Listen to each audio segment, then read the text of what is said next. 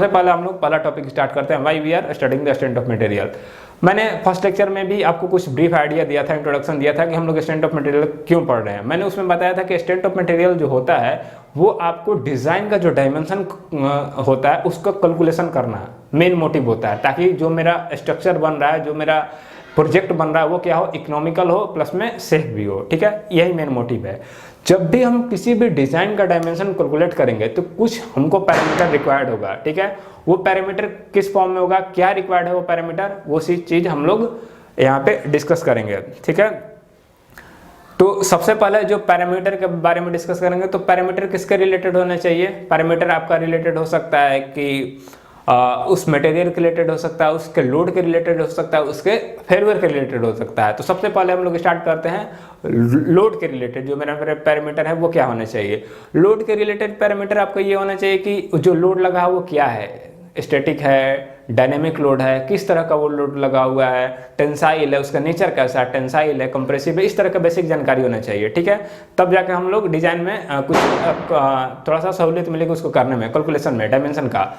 अब सेकंड में आता है कि आपका किस तरह का स्ट्रक्चर है उसका। ठीक है, अगर स्ट्रक्चर अगर आपको दे दिया जाए सिलेंड्रिकल शेप में होगा, ठीक है, स्क्वायर शेप में होगा, तो उसके एरिया डिफरेंट होगा। अगर एरिया डिफरेंट होगा तो स्ट्रेस जो इंड्यूस होगा वो डिफरेंट हो जाएगा। तो लोड हो गया, क्लियर हो गया। एक तो आपका ये उसका शेप क्लियर हो गया।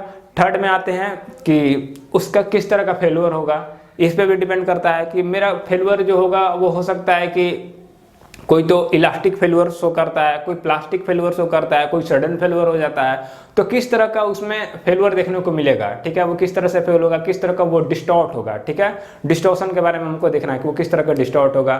थर्ड चीज़ होना चाहिए, वो मटेरियल के बारे में आपको बेसिक जानकारी भी होना चाहिए कि वो मटेरियल किस तरह का है। ठीक है, वो एल्युमिनियम है कि कास्ट आयरन का बना हुआ है कि टाइटेनियम का बना है। अगर मटेरियल डिफरेंट होगा तो मटेरियल का प्रॉपर्टी डिफरेंट हो जाएगा। अगर मटेरियल का प्रॉपर्टी डिफरेंट हो जाएगा तो उसका लोड सहने का कैपेबिलिटी क्या हो जाएगा, डिफरेंट होगा।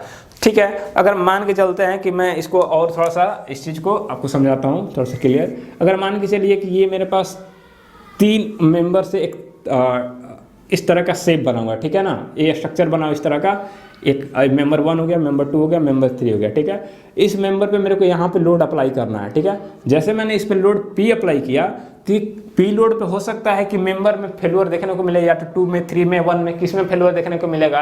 तो सबसे पहले ये जानना जरूरी है कि 2 कितना लोड सस्टेन कर रहा है, 1 कितना लोड सस्टेन कर सकता है, 3 कितना लोड सस्टेन कर सकता है। ये पहले मेरे को पता होना चाहिए। ये कैसे पता चलेगा कि 2 मेंबर 1 और मेंबर 3 कितना लोड सस्टेन कर पाएगा। इसके लिए हमको ये पता होना चाहिए कि मेंबर 1 और मेंबर 2 और मेंबर 3 का जो मटेरियल है वो किस तरह का है। तो सबसे पहला हमको क्या जरूरत है, मटेरियल के बारे में आपको इन्फॉर्मेशन। ठीक है, मटेरियल का प्रॉपर्टी का इन्फॉर्मेशन आपको जानना जरूरी है।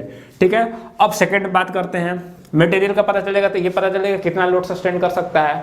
ठीक है, अब उसके बाद ये पता करना मेरे जरूरी है कि ये किस तरह का इस पे लोड लगा हुआ है। ठीक है, किस तरह का लोड लगा हुआ है, लोड के बारे में आपको इन्फॉर्मेशन चाहिए। ठीक है, लोड में क्या क्या हो सकता है कि किस तरह का नेचर है लोड का। ठीक है, अब मेरे को पता रहेगा भाई 2 पे इतना लोड लग रहा है, इतना वो सस्टेन कर सकता है। सस्टेनेबिलिटी मटेरियल से पता चलेगा, जो अप्लाइड लोड है उससे पता चलेगा कि इस पे लोड कितना लग रहा है मेंबर 2 पे।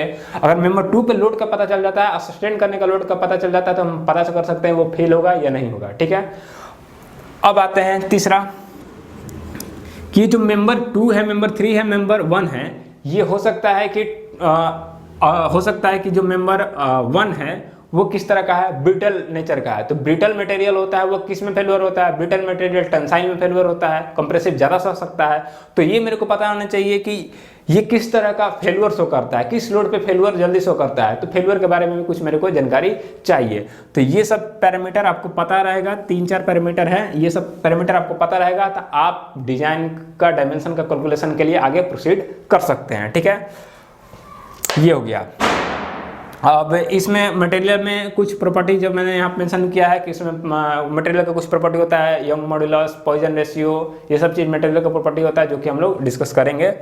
अब आते हैं अपने नेक्स्ट